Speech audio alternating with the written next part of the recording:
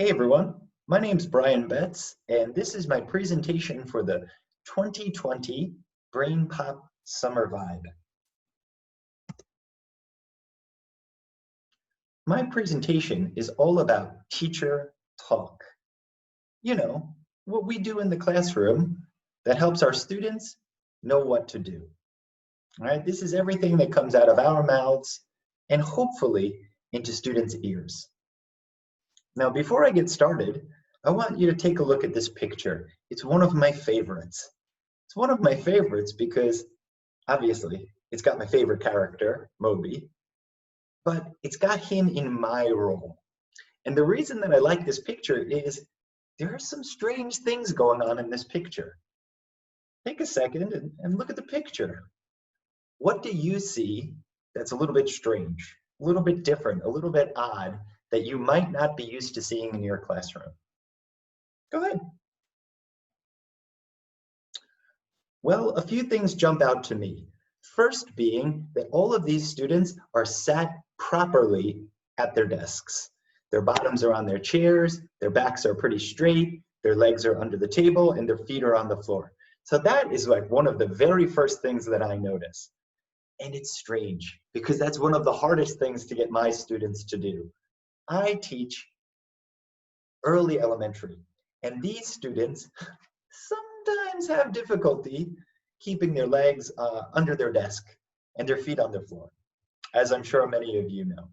The second weird thing that I see in this picture is that these students are happy. And not that students can't be happy at school, but if you look at the clock, you'll see that it's 3:30. It's almost quitting time. But these students are still engaged, looking at the teacher with their hands up, ready to answer. I love that. And the final strange thing that really makes me love this picture is that even though Moby is their teacher and he's teaching in a second language, right? Beepish is everybody's second language in this classroom. The students understand. That made me think, how can the students understand what Moby is saying? They understand what he's saying because Moby uses good teacher talk. Now, for a lot of us, we plan our lessons.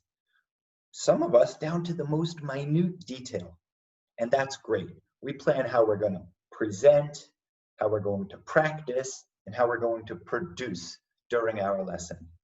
But one of the things that most often goes overlooked, and especially for new teachers, is planning your teacher talk.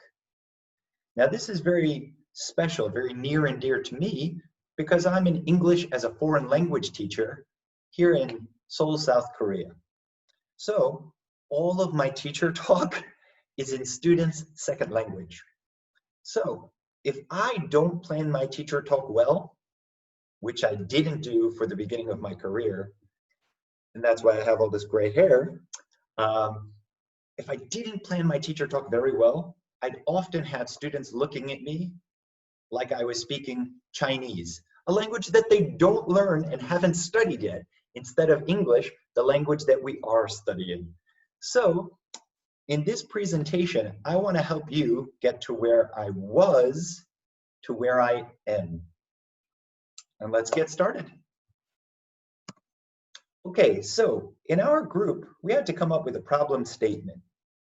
And my problem statement goes, how might teachers create instruction to content activities? So that's stuff that we're going to do in class, your distance learning online, or at home alone for independent practice. And we're going to be thinking about instructions to content activities for language learners. Now, the good part about having the language learner as our objective is that it's not just for English language learners. It could be teaching Spanish, it could be learning Korean, it might be an immersion school, it might be a bilingual school. So it covers a lot of different bases. So no matter what language you're teaching or teaching in, I think that this presentation will give you some really useful advice. And we're going to think about that question so that content and language teachers like myself can teach in the target language as much as possible. And then students can learn in the target language as much as possible as well.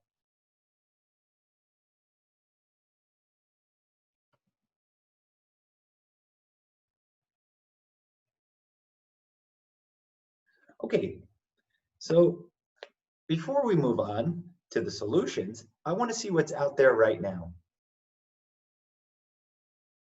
Some of the existing solutions, things that you guys might already be doing.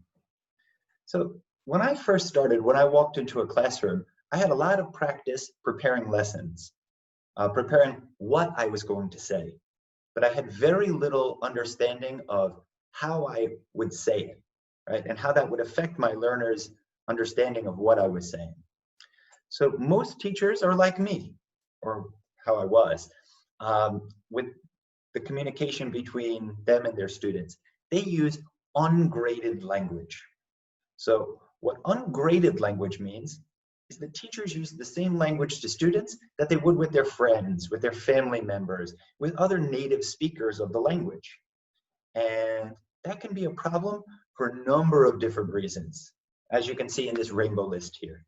So I'll just go quickly through and give you a few examples of what each of these mean. So the first bullet is grammar and lexes. That means that you're using grammatical functions that are above your students' comprehension. So you might be using the past perfect progressive when a past simple would be more appropriate for your student's ability.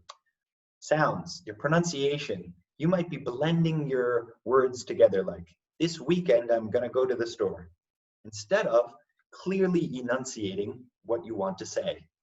This weekend, I am going to go to the store. You know, like really hammering home each individual sound and word. The stress.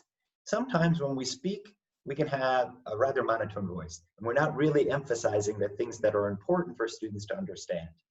So instead of saying, all right, everybody, I want you to listen for the key words in this sentence, you might say, all right, everyone, I want you to really listen for the key words in this sentence. Listen, key words. You might want to have some more logical sequencing of content, you know, taking students from A to B to C to D. With language learners, it's really important that your teacher talk resemble IKEA instructions or Lego instructions, that you're taking students from step 1 to step 2 and only one step at a time. With group of students who have more comfort in the language that you're using, you might be able to show them the whole picture at once and then break it down in a reverse order. But with your English language learners, especially at the pre-A1, A1 to B1 level, you want to break it down step by step in a really logical order. You don't want to overload their brains with instructional language. You want to focus on target language. Next would be the speed of delivery. That was my original sin of my first year teacher talk. I spoke like I would normally. And one of the reasons I did that is I would get nervous, right? The first year teaching in front of new students, you know that you're supposed to slow down and take a beat in between ideas to give students time to process what you've said, not just to understand the language, but to understand the instruction as well. Right? When I speak and I listen, I process it, you know, in real time. I don't really need to give much thought to the instruction. Our students need to give thought to the language and thought to the instruction. So speed of delivery just means being aware of how fast you speak. It's not speaking in a robotic or choppy or unnatural language, but it's just slowing down, giving the correct amount of wait time, and pauses for students to process. The next would be some discourse features and noise. And in a regular conversation, you know, when we're, when we're trying to fill in the blanks, we can allow ourselves some of these discourse features where we're just hemming and hawing and umming our way through a conversation. With our English language learners, we should try to be more aware, more cognizant of not filling those spaces. Only giving the language which is absolutely necessary. trying to avoid anything else that's sort of superfluous to the instruction. Next is the complexity of our message. We don't want to show the whole picture at once. Sometimes that can be really overwhelming. We want to break it down step by step by step to the most essential and easiest language possible. And finally, the quantity of message. I try to think about the grade that my students are in and match that to the number of words per utterance. So how many words I speak at a time is going to match up about with my students' grade level. You know, as a foreign language teacher, that's about where my students are. So in third grade, they get three-word, four-word sentences. Up into the middle school, you know, you're going 6, 7, 8, 10 words at a time. But really, it's a good rule of thumb for me. You have to figure out what works for you, but just remembering that the quantity of the message cannot exceed their ability to concentrate, focus, and understand.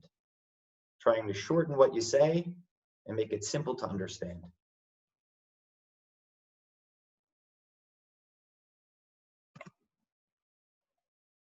All right, so all of my beginning years of teaching taught me that almost every problem in my classroom arose from students not understanding what was going on.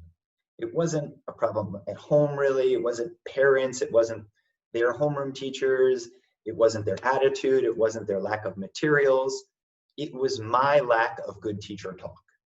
Almost every problem in my classroom arose from students not understanding the task at hand, not understanding the instructional language, or not understanding the target language. And once I started to approach the problem from a challenge for me to solve, as opposed to a problem for students to fix,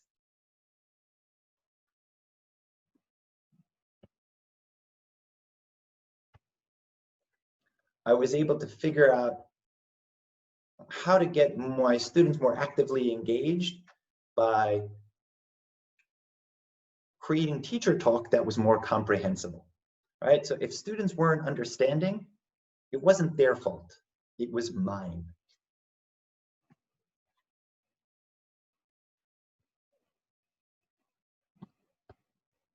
And let's reshare. It looks like we had a little problem there. Share my screen. Okay, hopefully this works again. Sorry, guys. All right, now how do we do that? Well, first of all, I started thinking about my teacher talk on a spectrum, right? Just like my language learners have a spectrum of ability, right? From absolute beginners to near natives, right? And everywhere in between. Sometimes I had those all in one class. And that made me think about the teacher talk that I used in my classroom.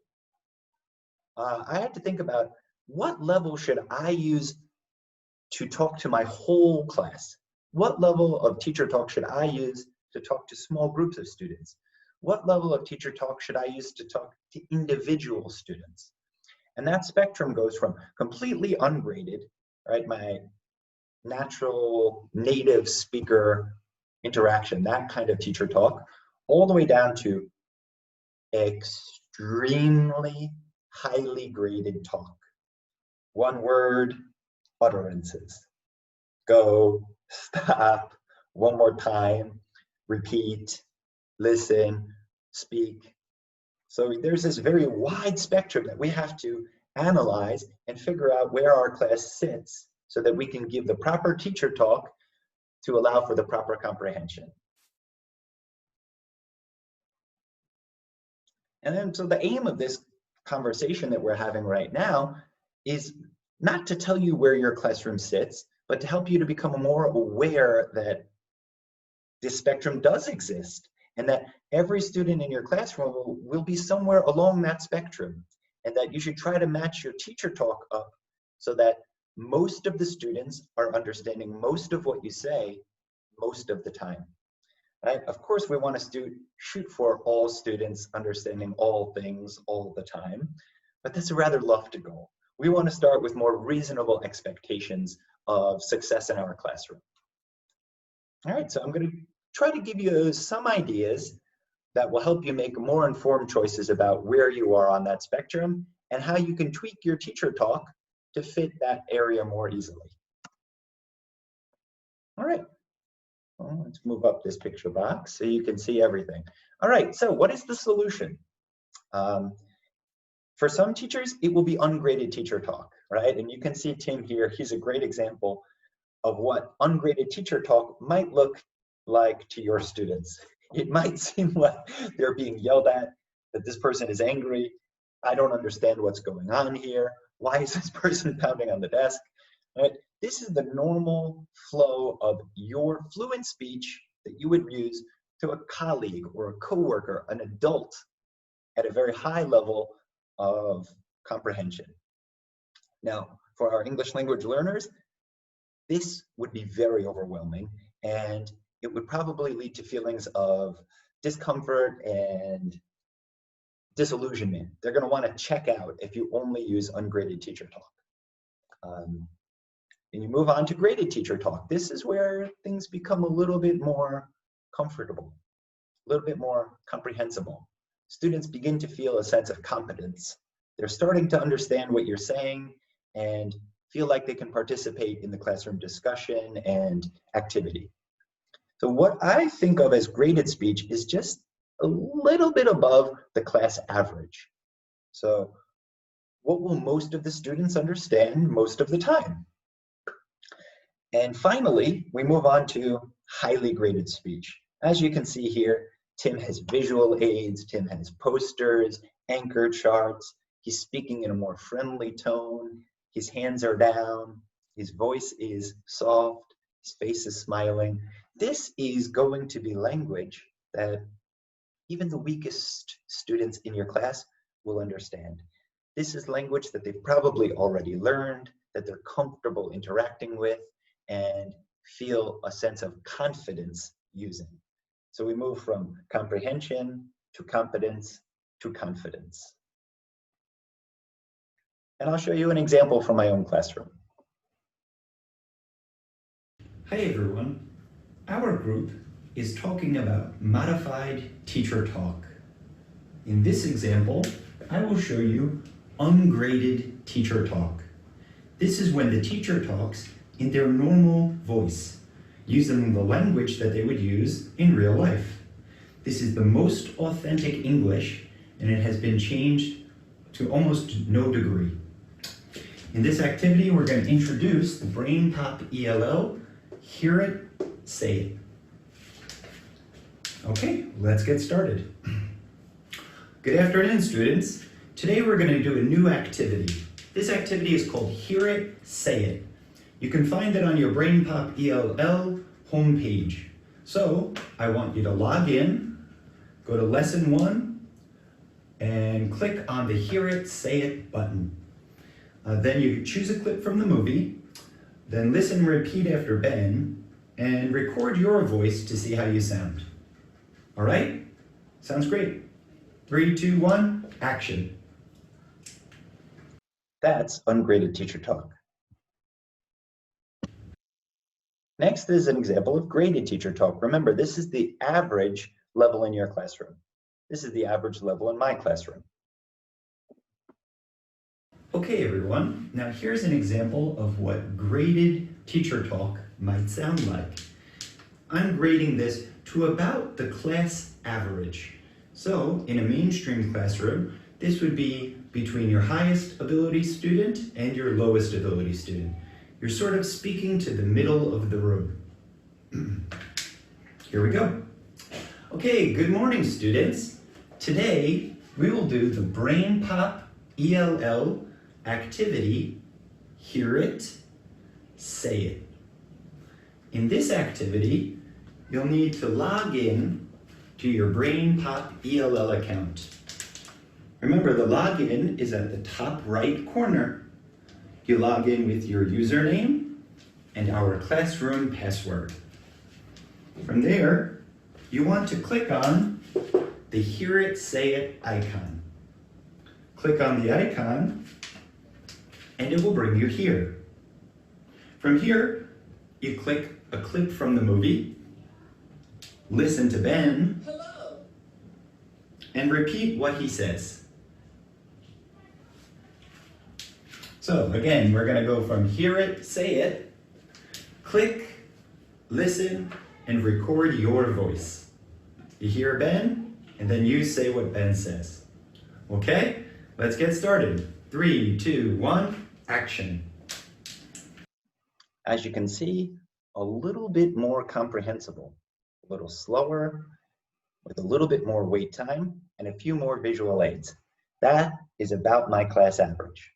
Most of my students will understand that most of the time. Finally, highly graded teacher talk. This is talk that I will use when I'm giving whole class instruction to my lowest ability students. Why?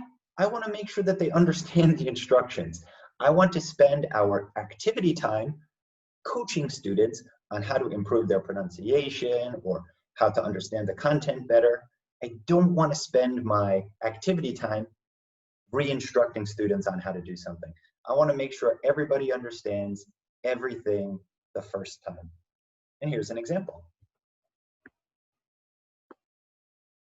Okay, everyone. And finally, we have what's called highly graded speech. Highly graded speech is speech that is comprehensible to the lowest ability student in your classroom. It's language that they should already know and that they should have already been exposed to, should have some experience using. All right, here we go. Good afternoon, students. Today, we'll do activity number 1. Activity number 1 is the BrainPOP ELL, hear it, say it, say it. Hear it and say it. The hear it, say it looks like this. What is this? It's a microphone. What is this? It's a pair of headphones. Hear it, say it. Okay. In hear it, say it, there are 1, 2, 3, 4 steps. 1, 2, 3, 4. How many steps? 4. Okay, step number 1. It's the blue step. The number 1, the best, most important step. Let's read together. 3, 2, 1. Log in. Okay, log in has 2 parts. 1, 2. What is number 1? Your ID. Okay, your ID is your name, your username. My name is Bryan, B-R-Y-A-N. Number 2 is P-W. It's a password. Our classroom password is BP, BrainPOP 101. 101. 101. Step number 1, log in. When you log in, please go to the top right corner. Click the Login login button. Next is number 2. When you log in, click the Hear It, Say It icon. The Hear It, Say It icon looks like this. You can find it on the movie homepage. Let's look together. Here's the movie. Let's find the icon. Hear it, say it. Click. Number 2 is click. You log in and click the icon. Next, you have to listen. Use your ear and listen to Ben. You click the play button and listen. Hello. What does Ben say? Hello. We listen to Ben. And number 4, repeat. You listen to Ben and say what Ben says. Well, let's try one more time.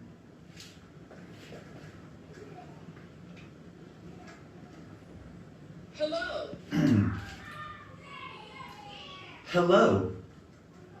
Listen and repeat. Ben says it, you say it. All right, before we start, let's practice one more time. Number 1, log in with your ID and your password. Number 2, click the icon. Number 3, listen to Ben. Number 4, listen and repeat. Okay, let's get started. 4, 3, 2, 1, action. As you can see there, that is very highly graded speech, because in my classroom, very highly graded speech is necessary for a complete comprehension. Not in all classes, but in some cases, I need to grade my speech like that. Now, graded speech like that doesn't come naturally to native speakers. That's something that we have to work on beforehand. When we plan our lesson, we also have to plan our teacher talk. So we have to think about what kind of teacher talk will we use with what type of activities. Here is a general rule of thumb that I try to use in my classroom.